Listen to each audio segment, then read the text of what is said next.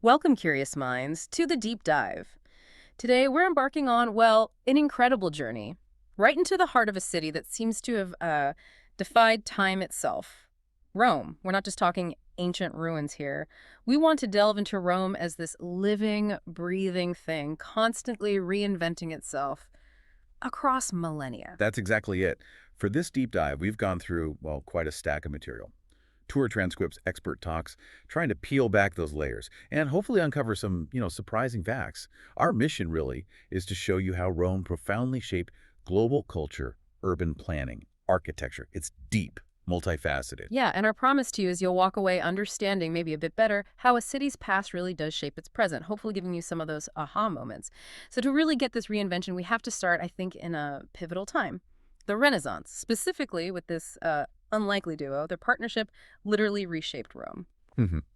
A really crucial point emerges when you look at the dynamic between Pope Sixtus V and his favorite architect, Domenico Fontana. Now, Sixtus V, born Felice Peretti, his rise was just astonishing. From a poor peasant family in Dalmatia, that's modern Croatia, totally unexpected origins for a pope. Wow, Dalmatia, not exactly the usual paths to the papacy. Not at all. And he only reigned for 5 years, 1585 to 1590. Just 5 years. And get this, he died of malaria. Caught it while he was out inspecting swamp drainage projects. Tells you something about his approach, right? Hands-on, no nonsense. 5 years. That's incredibly short for someone to leave such a huge mark. What was it about him, his vision, or for me, just, ruthless efficiency? Well, his vision was definitely immense. And he was a man of action, no doubt. Rome had been through a period of, well, serious decline. He wanted to bring it back, make it the center of the world again, spiritually, architecturally. And in Fontana, he found the perfect partner, the mind to execute that vision. And Fontana himself. Fontana was a Ticinese. That's what they called people from the Ticino canton, Switzerland, near Lake Lugano. That region was famous for stone quarries. Generations of skilled builders came from there. Many worked on huge projects, like, say, the Milan Cathedral. It's Yeah. like inherited architectural DNA almost. I see. So this master patron thing really started when Sixtus, back when he was Cardinal Peretti, hired Fontana to restore a tomb. Exactly. Pope Nicholas V's tomb in Santa Maria Maggiore. And yeah, it wasn't just, a simple fix-up job. It was the start of something that would completely redefine Rome's landscape. Laid the groundwork then. Precisely. For one of the most, well, frankly, audacious engineering feats of the entire Renaissance. Okay, here's where it gets really fascinating. Sixtus V gets this incredibly ambitious idea. He wants to move an ancient Egyptian obelisk. And not just any obelisk, right? The one that stood in Nero's circus, which is basically where St. Peter's Basilica is now. That's the one. Mhm. Apparently, Michelangelo had thought about moving it, toyed with the idea, but never actually did it. Sixtus. It was a top priority. But the challenge must have been enormous. Oh, immense. Think about it. The know-how for moving these massive vertical things, it had been lost for almost 1,000 years. Since the Roman Empire fell apart, Fontana literally had to redevelop the technology, basically from scratch. So how did he even approach it? Well, Sixtus announced a competition. A rival architect, Bartolomeo Ammanati. He proposed needing a year just for prep work. A whole year. Fontana. He stepped up full of confidence and said, I can do it in 6 months. 6 months. That is bold.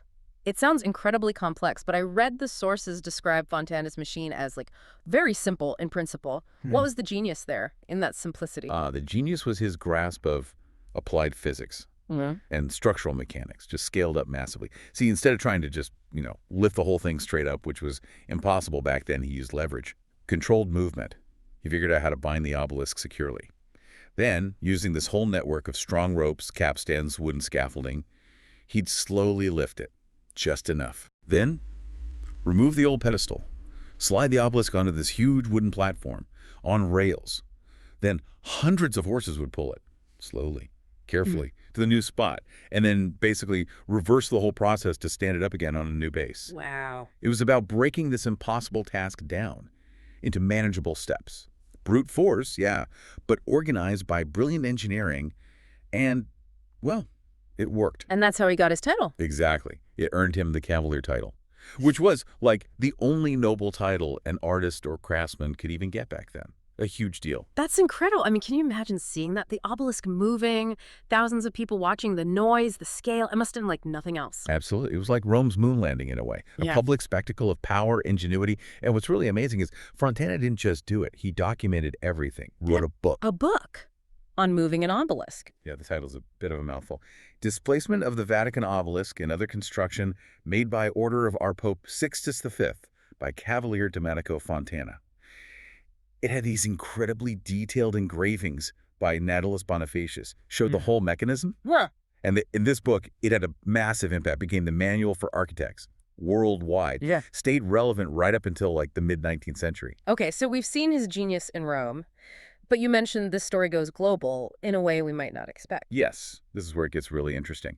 Fontana's tech, it was scalable, right? It influenced big construction projects for centuries, like the Column of Alexandria, porticos of Safesky. But the real kicker, as you hinted, involves Russia, St. Petersburg. St. Petersburg. How? Peter the Great, the founder of St. Petersburg. He owned a copy of Fontana's book. It's still there today in the library of the Russian Academy of Sciences. No way. Why was that so important for him? Think about St. Petersburg. Peter was building a city literally from nothing, on swamps, an engineering nightmare. He didn't just need architectural theory. He needed practical, step-by-step solutions. How do you drain swamps? How do you build foundations? How do you move massive stones for columns or monuments? Fontana's book gave him that. Those engravings weren't just pictures. They were technical diagrams. It was less a book, more like an indispensable toolkit for practical urban development, especially the parts on hydraulics, aqueducts. Ah, so Fontana was also a hydraulic engineer. Oh, yes, very skilled. He restored the Aqua Felice aqueduct in Rome. It still brings water to the Esquiline Hill today. That expertise was in the book, too. So the actual, urban planning logic of St. Petersburg, No. it draws directly from Rome through Fontana's practical guide. Directly.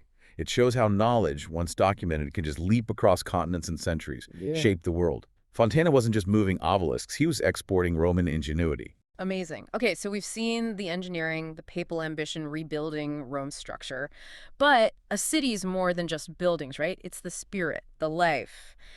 How did Rome project that, and what can art tell us? Right.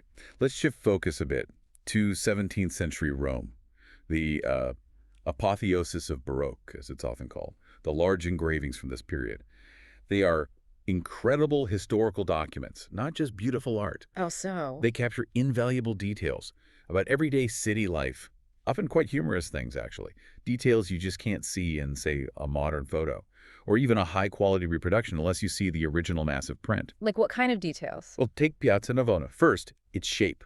Really unusual, right? Long, elongated. Yeah, it stands out. That's because it's built right on the ruins of Emperor Domitian's ancient stadium.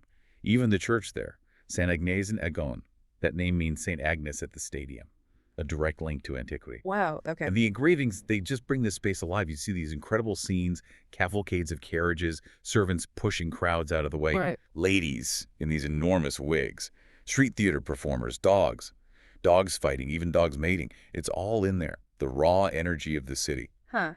And I remember seeing one detail in those engravings that really stuck with me. It was bizarre. 3 guys dressed almost like musketeers, casually shooting crows off a terrace. Exactly. It suggests this fascinating mix, doesn't it? The grand and the mundane, side by side, a kind of chaotic vitality. Definitely chaotic. But notice the precision, too. The architecture, the sense of space in the piazza, it's rendered beautifully. Or look at the Quirinal Palace area. That was the center of, let's call it, authoritative Rome. Papal palace then, now the Italian president's home. The engravings show these grand motorcades, honestly, not unlike the official processions you might see there today. Continuity. And you can spot other landmarks, too, even distant ones. Oh, yeah. Like the ancient Dioscuri statues, Castor and Pollux. And some artists were so detailed, they'd even show, like, the very top of Trajan's column way off in the distance. Gives you this multi-layered view. So it sounds vibrant, almost, unruly.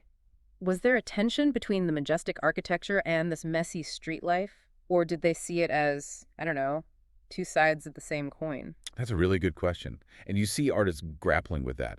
Compare different styles. You have meticulous guys like the English master Gomar Wouters, very precise. But then you have, say, Pietro Aquila and Veronese working together in the 1690s.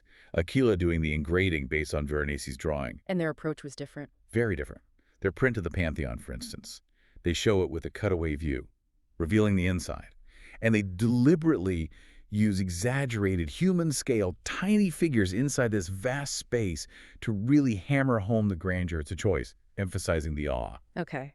And what about the Arch of Constantine? You mentioned that one too. Right, so they depict the arch itself with incredible precision. All the historical reliefs, the imperial propaganda, clear as day, grandeur. Right. But then, look at the base of the arch in their engraving. What's happening there? Uh-oh. What is happening? Well, the sources call it unseemly activities. You got guys arm wrestling, maybe some drunken brawls, even what's described as indecent violence. Just everyday Romans milling about, living their lives, maybe not always respectably, right beneath this symbol of imperial power. Wow. So why include that contrast? Was it social commentary? It definitely feels intentional. By putting the sublime, the classical, right next to the gritty, sometimes vulgar reality of the street, they weren't just documenting. They were saying something, maybe that Rome was alive, breathing, full of contradictions. The grandeur wasn't sterile. It was part of this messy, vital urban fabric. Life goes on, human nature doesn't change much, even against this backdrop of eternal stone. It shows Rome's enduring, complex character. So if we zoom out a bit, what does this all add up to? For Rome's legacy, I mean, Rome is unique, isn't it? Is it the only city that's really lived through all these eras? Regal, imperial, medieval, modern, but somehow stayed Rome. That's a powerful way to put it. It probably is like the source code, maybe, for European civilization. Source code, I like that. And that's precisely why it's had such a profound pull on architects, planners, philosophers, artists, poets, all over the world. We think of Goethe, the German Romantics, Russian writers like Daskova, Muratov, English scholars, Byron, Mary Shelley.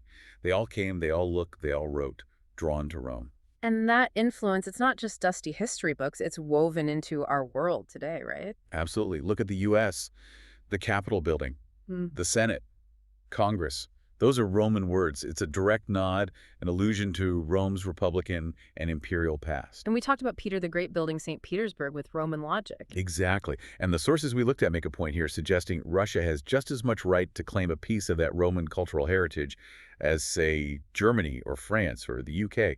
It's spread everywhere. It reminds me of that Goethe quote you mentioned earlier. Yes. If you have ever been to Italy, especially to Rome, you can never be completely unhappy again. It captures that deep, almost spiritual impact the city has, shared by so many pilgrims, artists, thinkers for centuries. Right. And beyond the grand influence, there's this other side to Rome's story, the decline, and then this very deliberate strategic revival. Pilgrimage was huge historically. Those medieval routes, like the line of Archangel Michael ending right at Castel San Angelo, Rome was the center, St. Peter's tomb, ancient churches, relics, the Pope. But then came the sack of Rome, 1527. Charles V's unpaid mutinous troops.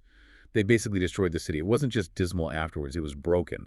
Empty, dirty swamps, ruins used as slums. A real low point. A shadow of its former self. Completely. But then, in the 16th century, the papacy set a clear goal. Restore Rome. Make it the #1 pilgrimage destination again. This was crucial, especially after the Reformation, Luther's 95 Theses. European rulers were starting to abandon Catholicism.